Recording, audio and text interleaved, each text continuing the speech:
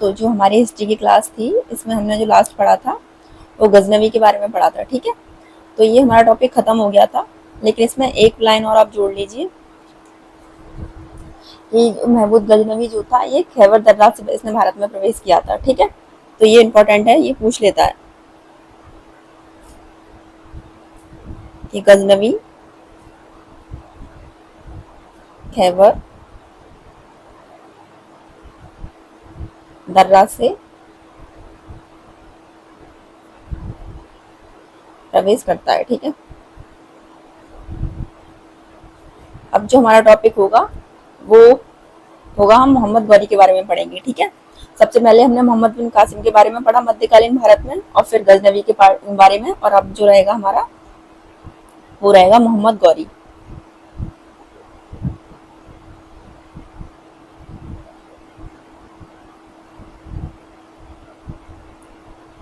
ठीक है, तो इनका जो टाइम पीरियड रहेगा वो रहेगा 1173 से लेके 1206 ईस्वी। ठीक है, ये भारत में कहाँ से प्रवेश करते हैं, तो ये करता है गोमल दर्रा से।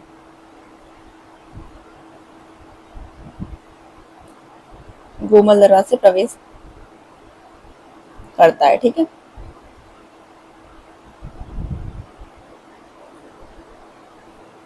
इसका उद्देश्य क्या था, इनका इसका भी उद्देश्य यही था कि मुस्लिम प्रचार करना और धन को लूटना। ठीक है, तो मुस्लिम प्रचार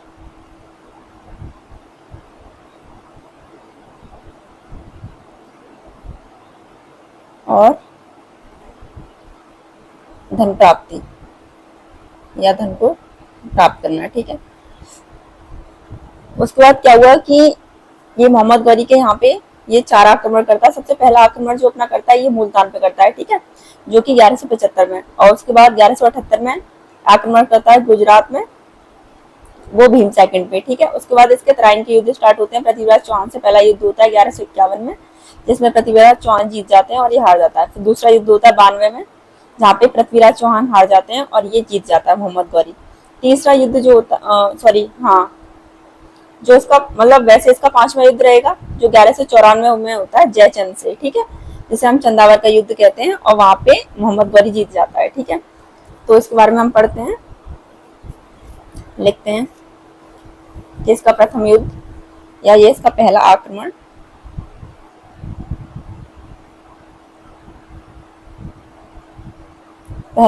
ठीक है, जो कि ये करेगा 1175 में, और कहाँ पे, मुल्तान के शासकों पे। ठीक है,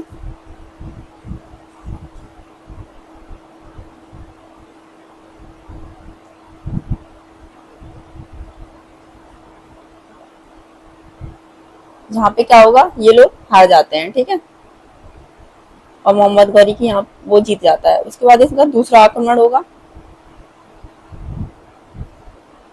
जो रहेगा आपका 1178 में, और ये क्या है, यहाँ पे ये भीम सेकंड से होता है इसका। ठीक है,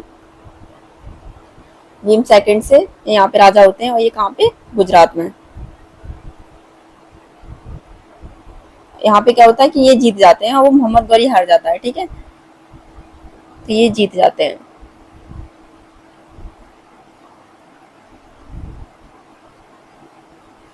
तीसरा आक्रमण होगा इनका, या ये तीसरा आक्रमण करेगा।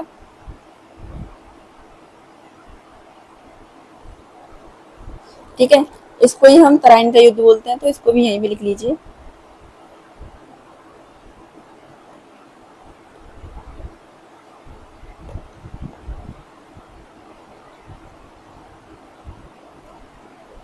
तराइन का प्रथम युद्ध। ठीक है,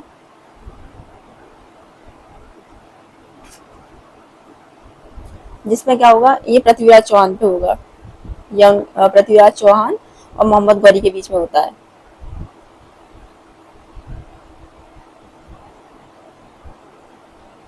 जहाँ पे इनकी हार हो जाती है, नहीं, यहाँ पे इस युद्ध में ये जीत जाते हैं, अगले वाले में हार जाएंगे। ठीक है, तो यहाँ पे ये जीत जाते हैं, या फिर इसको थानेश्वर का युद्ध भी बोलते हैं हम। ठीक है, और फिर होगा इनका चौथा चौथा आक्रमण, या फिर दूसरा तराइन का युद्ध। ठीक है, तराइन का द्वितीय युद्ध।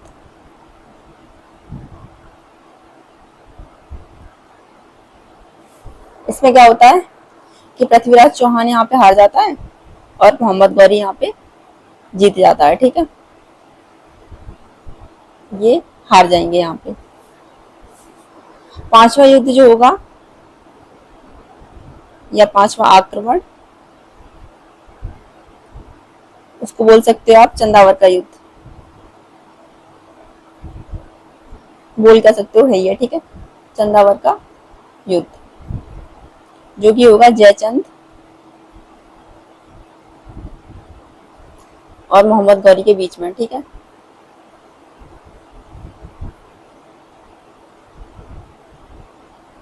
तो ये क्या होगा, यहाँ पे भी ये जीत जाएगा और ये हार जाएंगे। ठीक है, तो चंदावर का युद्ध हुआ था। यहाँ पे आपको पता ही है ये युद्ध हुआ क्यों था चंदावर का, कि पृथ्वीराज चौहान जो होते हैं वो संयोगिता का अपहरण कर लेते हैं और वहां से इनको उठा लाते हैं। संयोगिता किनकी बेटी होती है, जयचंद की। ठीक है, फिर ये जयचंद क्या करता है कि मोहम्मद गौरी को आक्रमण करने के लिए बुलाता है। ठीक है, जहाँ पे ये मोहम्मद गौरी आता है और इसके पृथ्वीराज चौहान से युद्ध होता है, तराइन का प्रथम द्वितीय युद्ध। ठीक है, फिर उसके बाद इसका पांचवा युद्ध खुद जयचंद से होता है, मोहम्मद गौरी का, जहाँ पे जयचंद हार जाते हैं और मोहम्मद गौरी जीत जाता है। ठीक है, तो मोहम्मद गौरी अपने 3 युद्धों में सफल रहा था। आगे जो हम कुछ और पढ़ते हैं इसके बारे में वो ये है, इसके युद्ध तो यही थे। ठीक है, जो पृथ्वीराज रासो थी वो एक बुक थी, उसके रचनाकार कौन थे, चंद्रवरदाई थे। ठीक है, तो ये बुक बहुत इंपॉर्टेंट है, इस काल की पूछी जाती है। पृथ्वीराज रासो,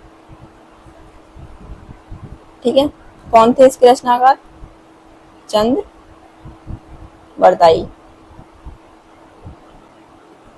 ठीक है, अब क्या होता है कि ये इस बुक को पूरा नहीं लिखते। ठीक है, इस बुक को पूरा कौन करता है, तो इस या फिर इसे पूरा इनका बेटा जो होता है जलहन करता है। ठीक है, जलन ने किया। और ये जलन कौन था, ये इन्हीं का पुत्र था। ठीक है, तो यहाँ लिख लीजिए चंद्रवरदाई का पुत्र।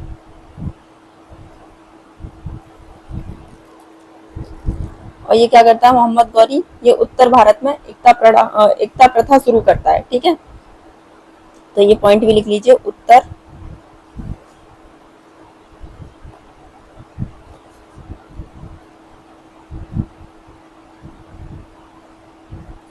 भारत में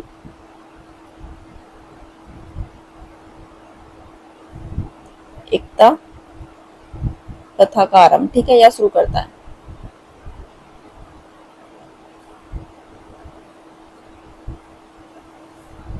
ठीक है, फिर इसका 1203 में कालिंजर अभियान होता है, जिसमें ये अपने सेनापति किसको भेजता है उस कालिंजर अभियान में, सॉरी, ऐबक को।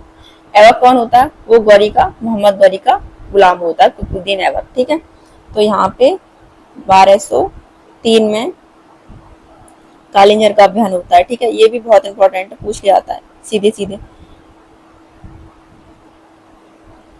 कालिंजर अभियान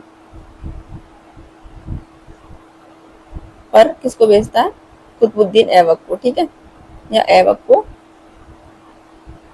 भेजता है। अब ये होता किससे, कालिंजर अभियान का ये युद्ध जो होता है, ये होता है चंदेल के शासक थे। ठीक है, चंदेल के शासक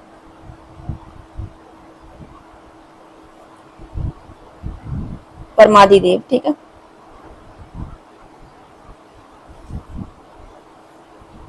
को हराया। ठीक है, और 1205 में इसका जो अंतिम अभियान होता है, यानी कि लास्ट, वो होता है इसका खोकर जाति के विरुद्ध या फिर जाटों के विरुद्ध। ठीक है,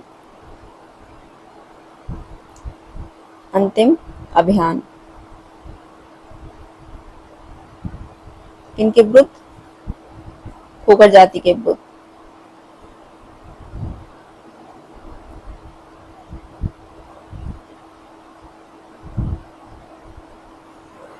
ठीक है, और फिर 1206 में इसकी मृत्यु हो जाती है।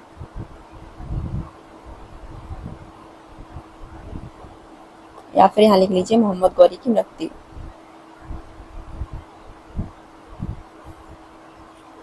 मोहम्मद गौरी की मृत्यु, ठीक है। और कर्ता कौन है, यही इन्हीं के द्वारा होती है, होकर जनजाति के द्वारा, ठीक है। आगे हम पढ़ेंगे कि जो गौरी के कुछ गुलाम थे, ठीक है, जो आगे यही शासक बनेंगे। तो गौरी के कौन कौन से गुलाम थे, इसके 4 गुलाम थे।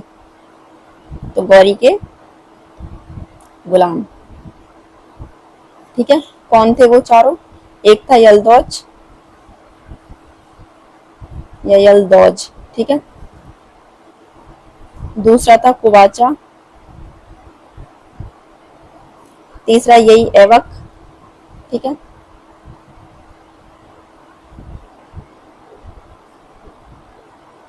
और फिर था खिलजी।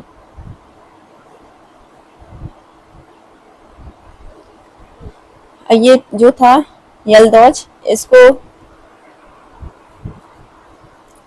कौन सा क्षेत्र दिया था? तो इसको दिया था गजनी क्षेत्र, ठीक है। इसने गौरी ने अपने जो शासन था इसको बांट दिया था इन्हीं चारों में। तो इसको दिया था गजनी का क्षेत्र, और जो कुवाचा था इसको दिया था कक्ष का क्षेत्र, ठीक है। और फिर ऐवक जो था इसके पास था लाहौर और दिल्ली, ठीक है। तो अगला शासक यही बनेगा, लाहौर और दिल्ली, ठीक है। और इसके पास था बंगाल बिहार, बंगाल और बिहार, ठीक है। जो आपके नालंदा पे आक्रमण करता है ना, नालंदा को जो नष्ट करता है वो यही है, खिलजी, ठीक है। तो ये क्या करेगा, नालंदा पे आक्रमण इसी वंश में होगा, ठीक है, खिलजी में। चलिए, तो यहाँ पे हमारा ये खत्म होता है मोहम्मद गौरी के बारे में। अब स्टार्ट करते हैं ना, हमारा दिल्ली सल्तनत स्टार्ट हो जाएगा यहाँ से, ठीक है। तो स्टार्ट करते हैं अपना दिल्ली सल्तनत।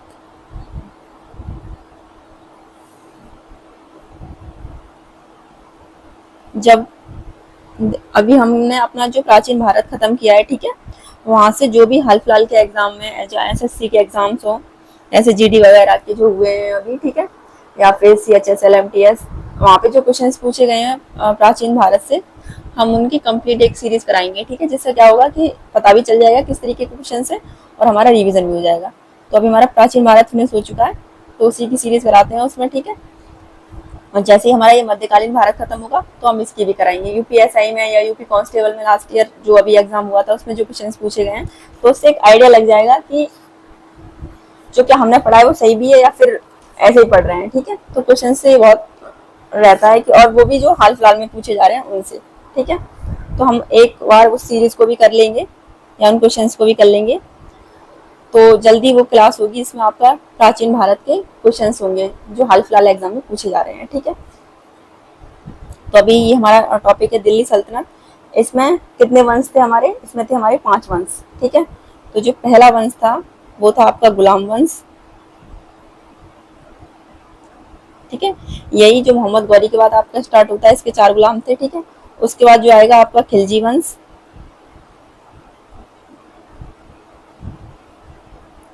तीसरा जो रहेगा आपका वो रहेगा तुगलक वंश,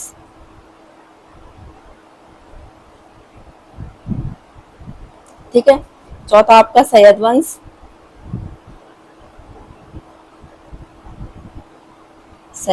और 5वां जो रहेगा आपका लोधी वंश, ठीक है। तो ये 5 वंश रहेंगे आपके किसके अंदर? दिल्ली सल्तनत के अंदर, ठीक है। जो बच्चे अभी हाल फिलहाल में जिन्होंने तैयारी स्टार्ट की है उनके लिए बहुत मुश्किल होता है हिस्ट्री, ठीक है। लेकिन जो पढ़ रहे हैं, जिनको टाइम हो गया है पढ़ते पढ़ते, उनकी तो चीजें समझ में आ जाती हैं, कवर भी हो जाती हैं। तो जो अभी न्यू बच्चे हैं जो अभी स्टार्ट कर रहे हैं, वो अपने नोट्स बनाएं प्रॉपर और स्टार्टिंग से स्टार्ट करें। मतलब ऐसा नहीं है कि बहुत से बच्चे ऐसे होते हैं पहले पीवाईक्यू पढ़ लेते हैं, तो पीवाईक्यू से समझ में नहीं आता है और ये लगता है कि पता ही नहीं क्या ही है हिस्ट्री, ठीक है। तो अपना नोट्स बनाएं और कोई एक प्रॉपर क्लास लें जहाँ से आप लोगों को समझ में आए। नोट्स बना के ये होता है कि हमें आइडिया लग जाता है और चीज़ें समझ में आने लग जाती हैं, ठीक है। तो अब ये जो गुलाम वंश रहेगा हमारा, इसका टाइम पीरियड है आपको 1206 से लेके 1290, और खिलजी वंश का जो है 1290 से लेके 1320, 1320 से लेके 1414 इसका रहेगा, ठीक है। और इसका 1414 से लेके 1451, और लास्ट जो रहेगा हमारा 1451 से लेके 1526, यहाँ पे होता है हमारा पानीपत का प्रथम युद्ध, ठीक है। तो अब इसमें सबसे पहले तो यही कि सबसे बड़ा वंश कौन सा था और सबसे छोटा कौन सा था, तो सबसे छोटा था ये, छोटा शासनकाल रहा था इनका, ठीक है। ये भी पूछ लेता है, छोटा शासनकाल। और सबसे ज्यादा किसका रहा था, तो वो ये तुगलक वंश, ठीक है, तो उनका लंबा शासनकाल।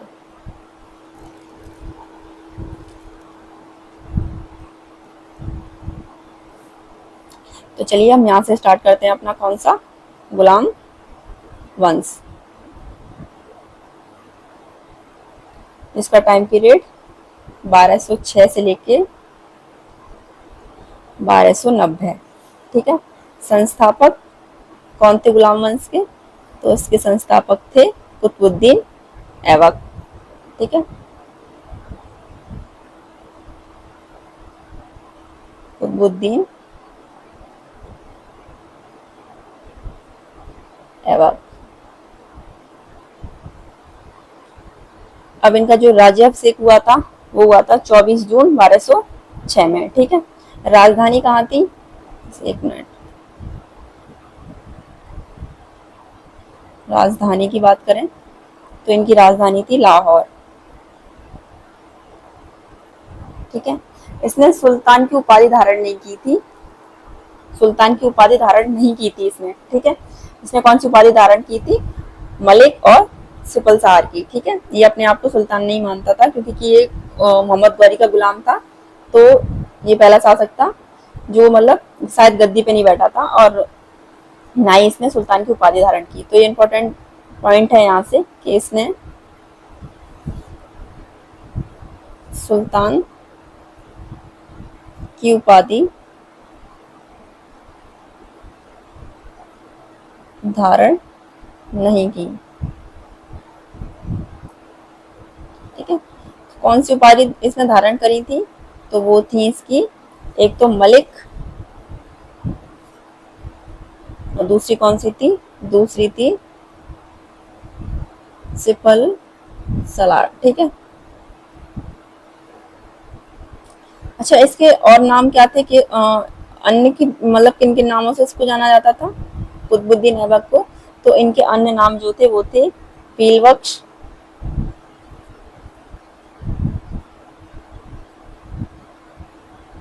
एक था हातिम ताई,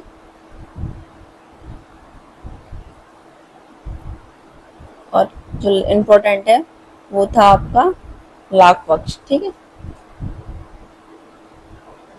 तो ये इम्पोर्टेंट है, पूछ लिया जाता है। ये कौन था कुतुबुद्दीन ऐबक, ये या फिर इनके गुरु का नाम क्या था, तो ये है बख्तियार काकी का शिष्य था, ठीक है। इसने दो कलाओं का विकास किया था, एक तो आपकी थी मेहराब कला और दूसरी थी गुंबद कला। तो ये भी बहुत पूछ लिया जाता है, मेहराब कला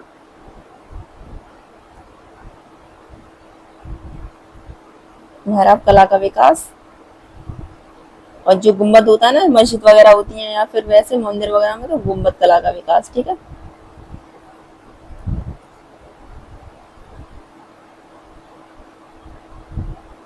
गुंबद कला का विकास। और क्या इंपॉर्टेंट है, अढ़ाई दिन का झोपड़ा, जो इमारत इन्होंने बनवाई थी ना, अब वो है हमारी अढ़ाई दिन का झोपड़ा, ठीक है।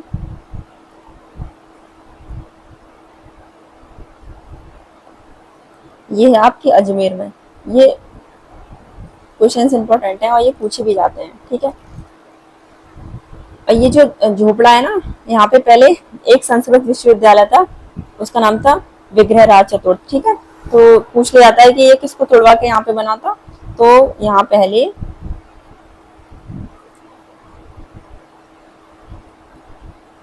संस्कृत विश्वविद्यालय था, ठीक है। सॉरी, ये बनवाया था उन्होंने, ठीक है, संस्कृत विश्वविद्यालय, विद्यालय या संस्कृत विद्यालय, ठीक है, संस्कृत विद्यालय था यहाँ पे इस जगह पे। अब बनवाया किसने था, तो ये बनवाया था इसके संस्थापक जो थे विग्रह राज चतुर्थ, ठीक है, इन्होंने बनवाया था इसको। कुतुब मीनार का निर्माण भी इन्होंने करवाया था, कुतुबुद्दीन ऐबक ने। कुतुब मीनार में, एक मिनट,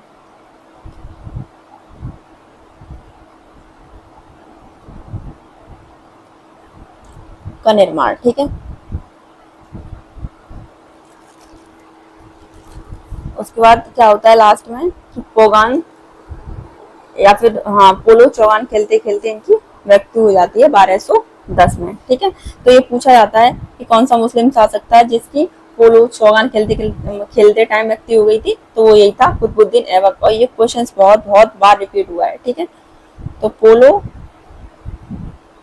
चौगान खेलते समय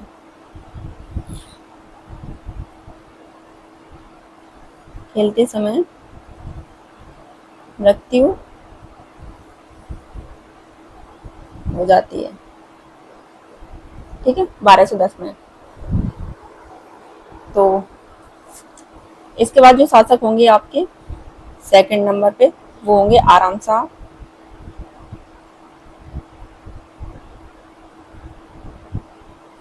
ठीक है। ये इतने इंपॉर्टेंट नहीं है। जो तीसरे नंबर पे हैं आपके वो है इल्तुतमिश। थर्ड नंबर पे कौन है, इल्तुत या फिर इल्तुतमिश, ठीक है। इनका टाइम पीरियड, ये ऐबक के गुलाम भी थे और ये ऐबक का दामाद भी था, कौन, इल्तुतमिश, ठीक है। तो टाइम पीरियड जो रहेगा वो है 1211 से लेके 1236। ये जो था ऐबक का यानी कि कुतुबुद्दीन ऐबक का गुलाम प्लस दामाद दोनों था, ठीक है।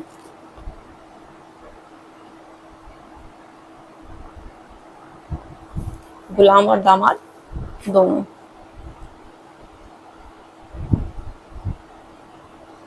ठीक है। इसलिए इसको क्या कहा जाता है, गुलामों का गुलाम, क्योंकि ऐबक भी तो मोहम्मद गौरी का गुलाम था और फिर ये ऐबक उसका गुलाम था कुतुबुद्दीन ऐबक का, इसलिए इसको गुलाम का गुलाम कहा जाता है, ठीक है।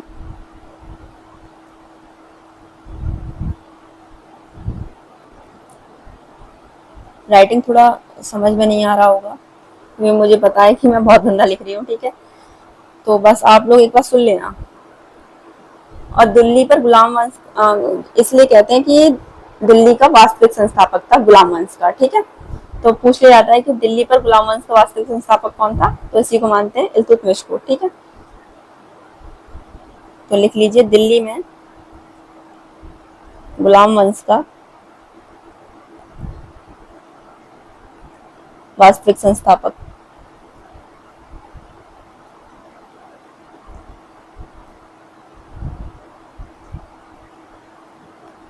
ठीक है। अब इसने कुछ चीजें चलाई थी वो देख लीजिए, इसने अपने शासनकाल में क्या क्या इंपॉर्टेंट चीजें करी। तो एक था तुर्क ए चहलगानी का निर्माण, ठीक है, जिसमें 40 अमीर लोग थे जिसे हम दल चालीसा के नाम से भी जानते हैं। तो ये बहुत बहुत बहुत इंपॉर्टेंट है। तुर्क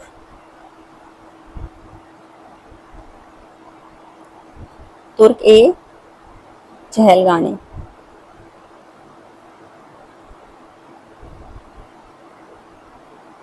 ठीक है, का निर्माण,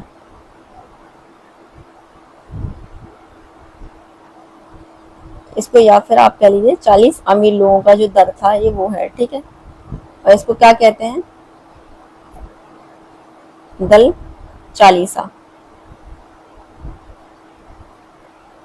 ठीक है। आगे चल के ये खत्म भी होगा। और सुल्तान की उपाधि सबसे पहले जो दिल्ली की गद्दी पे बैठा जिसने धारण करी थी वो यही था, ठीक है।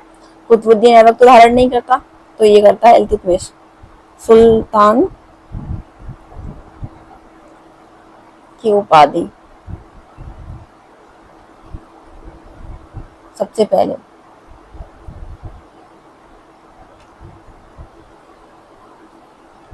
ठीक है, सुल्तान की उपाधि धारण करने वाला सबसे पहला शासक इस तरीके से था। तो सुल्तान की उपाधि, इसको वैसे लिखते हैं, धारण करने वाला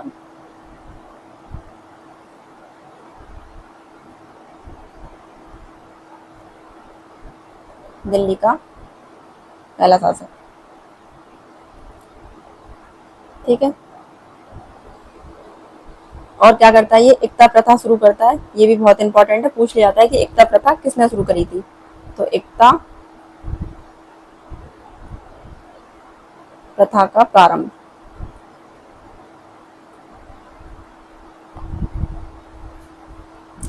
फिर क्या होता है, तराइन का थर्ड युद्ध होता है। यहाँ पे दो तो वो हो गए मोहम्मद गौरी और पृथ्वीराज चौहान के बीच में, तो तराइन का तीसरा युद्ध होगा यहाँ पे 1215 में। तराइन का तृतीय युद्ध। ठीक है, किसके किसके बीच में होगा, एक तो है आपका यलदौज जो पहला गुलाम था, ठीक है, और इल्तुतमिश।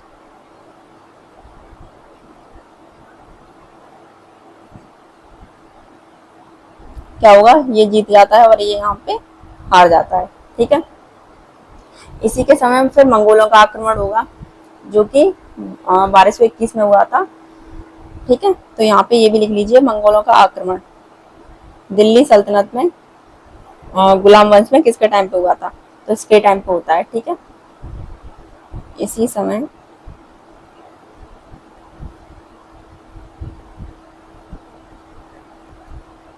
मुगल का आक्रमण हुआ।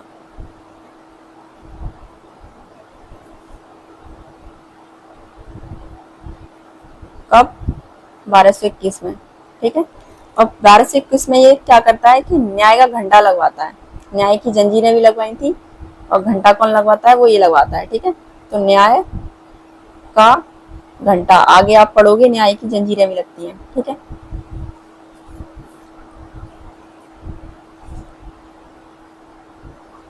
इसके टाइम पे जो सिक्के चलते थे सोने चांदी के, सॉरी चांदी के और तांबे के, उनको क्या कहते हैं, तो जो चांदी के सिक्के इसने चलवाए थे, चांदी की मुद्रा, उन्हें बोलते थे हम टका। ठीक है, और तांबे की मुद्रा जो होती थी उसे बोलते थे ये लोग जीतल। और ये दोनों ही मोस्ट इम्पोर्टेंट है। ठीक है,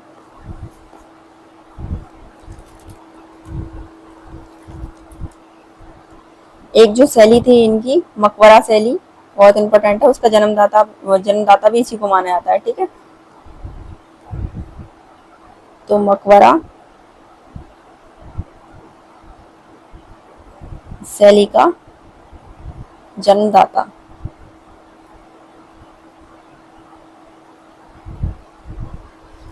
इसके बाद जो इम्पोर्टेंट शासक है, इसके बाद जो होगा वो होगा आपका रुकनुद्दीन फिरोज। लेकिन रुकनुद्दीन फिरोज के बारे में ऐसा कुछ नहीं पढ़ना।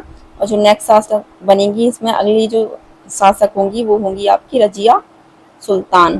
ठीक है, रजिया सुल्तान। कार्यकाल इनका जो होगा 1236 से लेके 1240। ठीक है, ये इसी की बेटी होती है इल्तुतमिश की। और जो उसके विरुद्ध में, जैसे ये पहली मुस्लिम शासिका बनती है, तो उस टाइम पे कोई नहीं चाहता था कि ये मुस्लिम शासक बने या शासन करे वहां पे। लेकिन जब ये मुस्लिम शासिका बनती है तो उसके खिलाफ विद्रोह होना स्टार्ट होता है। ठीक है, तो जो पहला विद्रोह हुआ था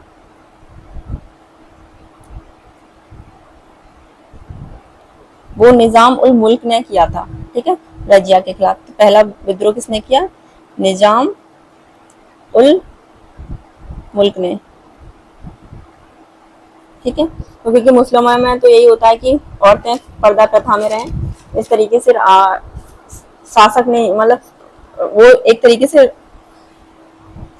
शासिका बन गई थी। ठीक है, तो इसलिए इसके खिलाफ विद्रोह होते रहते थे। पहला विद्रोह ये था, और एक विद्रोह जो हुआ था वो भटिंडा विद्रोह है, जो अल्तुनिया ने किया था इसके खिलाफ, ठीक है। ये रजिया को कैद कर लेता है और 1240 में जो कैथल डाकुओं द्वारा अल्तुनिया और रजिया की हत्या हो जाती है, उनकी हत्या करवा देता है, ठीक है। तो इसके खिलाफ ही ये 2-3 विद्रोह हुए थे, जहाँ पे वो जो उस टाइम के जो शासक थे वो सोचते थे ये कैसे भी करके इसको यहाँ से हटवाओ, ठीक है, गद्दी से। तो दूसरा जो विद्रोह हुआ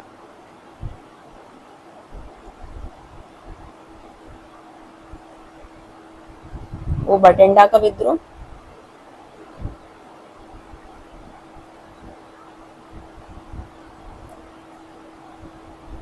ठीक है। ये बहुत इंपॉर्टेंट है भटिंडा का विद्रोह जो है। इसमें क्या था, ये किया किसने था, तो ये कराया था अल्तुनिया ने। अल्तुनिया ने किया ये, ठीक है।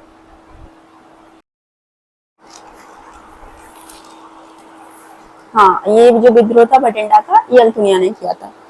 देखो कहानी क्या थी कि जो रजिया सुल्तान थी ना, वो पहली और अंतिम मुस्लिम शासिका थी जो जिसने शासन किया था, ठीक है। और रजिया, उनका जो भाई था बहरम शाह, वो इसके शासक बनने के खिलाफ था, ठीक है। अब रजिया ने क्या किया कि एक एतगिन नामक का व्यक्ति था जिससे इसने बदायूं का इख्तियार बनाया था, और ये अल्तुनिया जो था इसको इसने भटिंडा का, यानी पंजाब में, यानी भटिंडा, तो पंजाब भटिंडा का इख्तियार बनाया, ठीक है। और जो रजिया सुल्तान जो थी, जब इसने विद्रोह किया भटिंडा में अल्तुनिया ने, तो वहां पे ये इसको कैद कर लेता है रजिया को, ठीक है। और कैद करने के बाद ये वहां पे पंजाब का स्वतंत्र शासक अपने आप को घोषित कर देता है। फिर ये क्या करती है, रजिया सुल्तान इस अल्तुनिया से विवाह कर लेती है, ठीक है। और फिर जब ये लोग रजिया और ये अल्तुनिया जो रास्ते वहां से लौट रहे होते हैं ना दिल्ली के लिए पंजाब से, तो इसका जो भाई होता है बहरम शाह, ये दल चालीसा को बेचकर रजिया और अल्तुनिया की हत्या कर देता है। दल चालीसा की जो संगठन मतलब बनाया था, वो किसने बनाया था, हमने ऊपर ही पढ़ा था ना, दल चालीसा वो बनवाया था, इल्तुतमिश ने इसका निर्माण किया था, ठीक है। तो ये होती है इसकी पूरी कहानी। तो यहाँ पे हम लिख देते हैं अल्तुनिया ने किया। और ये कौन था अल्तुनिया, ये आप ऐसे लिखो, एक मिनट,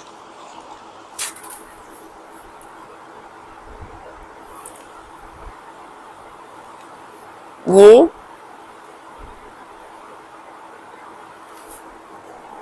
एक मिनट, राइटिंग बहुत खराब सा रहा है,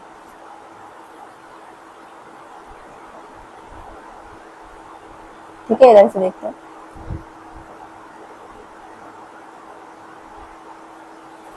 ये रजिया को कैद कर लेता है पहले तो, ठीक है।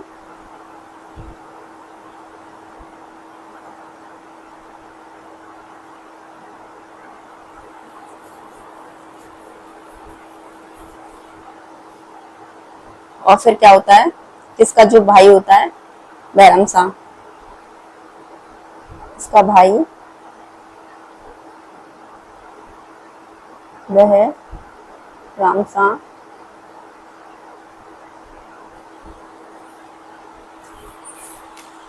1240 में दल चालीसा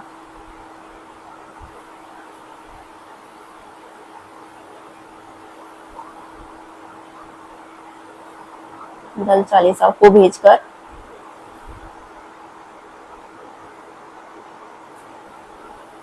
रजिया और अल्तुनिया की हत्या करा देता है, ठीक है।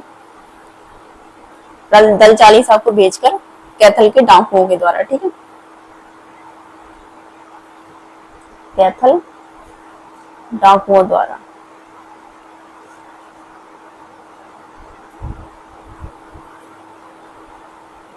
रजिया और अल्तुनिया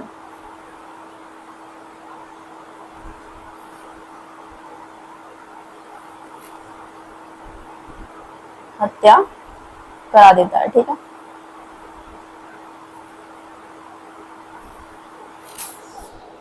तो ये होती है इनकी कहानी। और इसके बाद जो फिर आप शासक बनेगा वो है आपका बहराम शाह, ठीक है। तो इसके टाइम पे इसमें कुछ इम्पोर्टेंट नहीं था। इसके बाद यही था कि इसके टाइम पे जो मंगोलों का आक्रमण होता है, ठीक है, तो लिख लेते हैं इसको, बहराम शाह।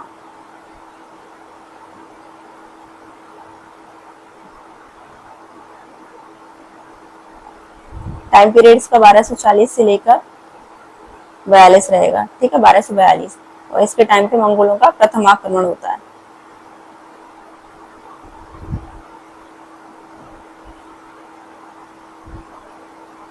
मंगोलों का प्रथम आक्रमण। और बैराम शाह की हत्या कौन करता है? इसका भतीजा मसूद शाह, ठीक है। फिर आगे जो शासक होगा आपका वो होगा नासिरुद्दीन मोहम्मद, ठीक है। इसके दो तीन चीजें हैं इंपॉर्टेंट, वो लिख देते हैं। कौन है अगला शासक? नासिरुद्दीन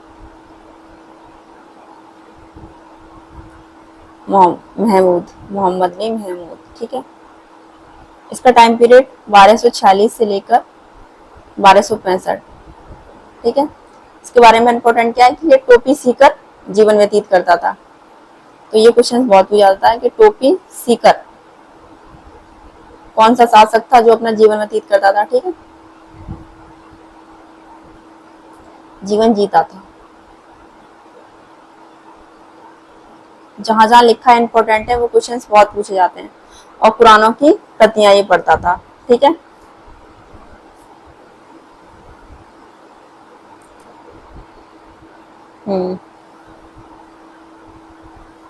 आगे जो हमारा शासक रहेगा अगला इंपॉर्टेंट, वो है गयासुद्दीन बलबन। इसके बाद तो गयासुद्दीन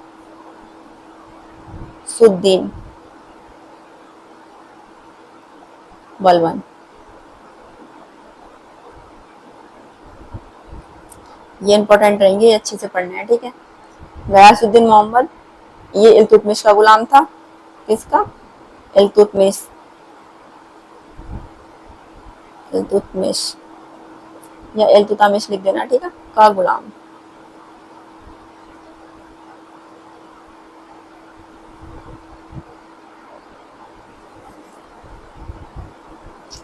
उपाधि कौन सी धारण करी इसने? उपाधि तो इसने धारण करी थी उलुग खां की उपाधि, ठीक है।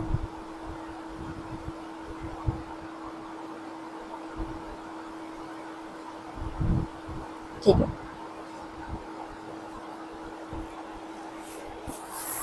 इसने एक धर्म धारण, इसने एक चीज धारण की थी, जिल्ले इलाई। इसका मतलब क्या था? उस टाइम पे ये लोग इसका मतलब मानते थे अल्लाह की परछाई, ठीक है। तो इसने या बलवन ने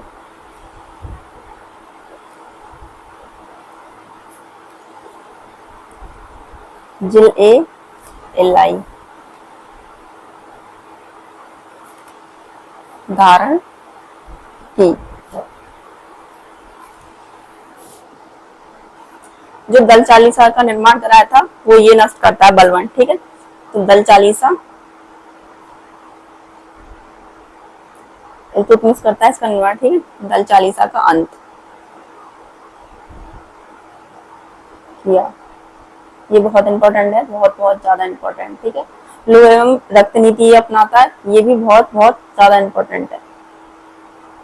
तो लोहा एवं रक्त नीति अपनाई।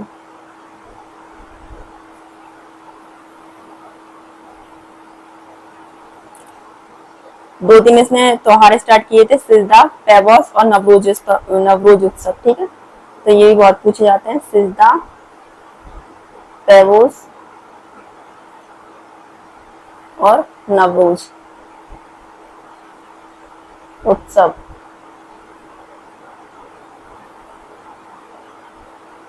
शुरू करता है,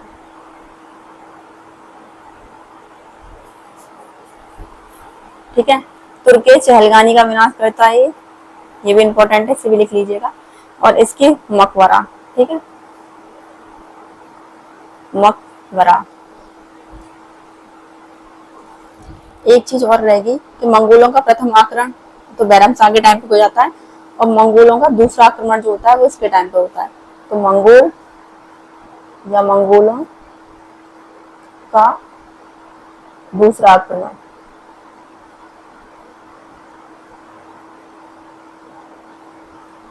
कब होता है? 1200 इसमें, ठीक है।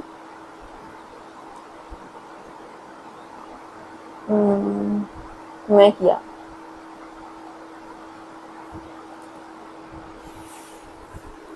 अब ये, हाँ ठीक है ना। आगे इसके बारे में कि ये अपने पुत्र वियोग से मरने वाला पहला शासक था, तो ये भी बहुत पूछा जाता है। तो बलवन को पुत्र वियोग से मरने वाला सुल्तान कहा जाता है। मरने वाला सुल्तान कहा जाता है, ठीक है। अब इसके शासनकाल में कुछ चीजें देख लीजिए, जैसे मकबरा। तो जो यहाँ इसका मकबरा था ना, वो था इसका महरौली में। कहाँ पर है ये आपका दिल्ली में। तो मकबरा इंपॉर्टेंट होते हैं, पूछ ले जाते हैं, ठीक है। कुछ चीजें जो उसने बनवाई थी उस टाइम पे, तो लाल महल, सीरी का किला,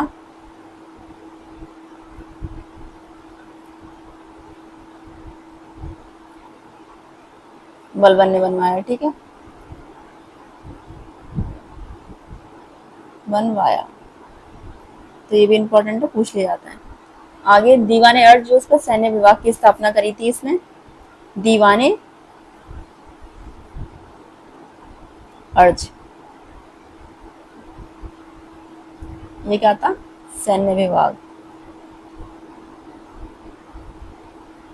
की स्थापना।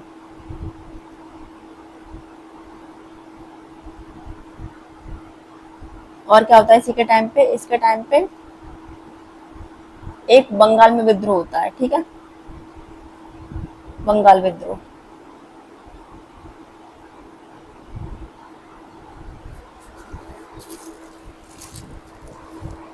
ठीक है, तो ये बस इसके बारे में कुछ इंपॉर्टेंट चीज थी।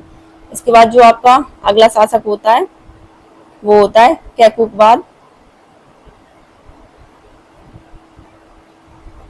और इसके बाद जो अगला शासक होता है 11वां, वो होता है लिख लीजिए उसको भी, ये होता है 11वां, ठीक है। क्या नाम है इसका, कैमोर्स। ये गुलाम वंश का अंतिम शासक होता है, ठीक है। सही से लिख लेते हैं इसको।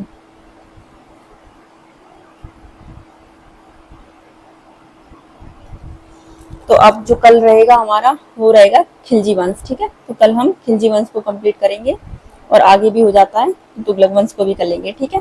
तो आज ये रहा हमारा मोहम्मद गौरी और पूरा गुलाम वंश के बारे में, ठीक है।